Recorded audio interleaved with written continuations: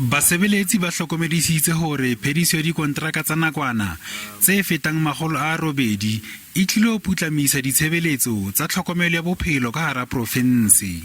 We felt the impact, of course. I mean, 450 million is a lot of money that we could have serviced other needs of the organization with. So we had to carry those invoices and ensure that they are paid in the current financial year, which obviously had an impact on the overall budget of the organization. Ke basebeletsi ba mmalwa fela ho ba 800 ba tlang ho kgutlisetswa mesebetsing ya bona hape.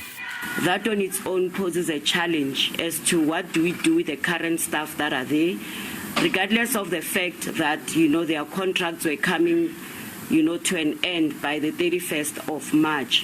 What we have decided is we have met with all the CEOs to look into the matter, reorganize.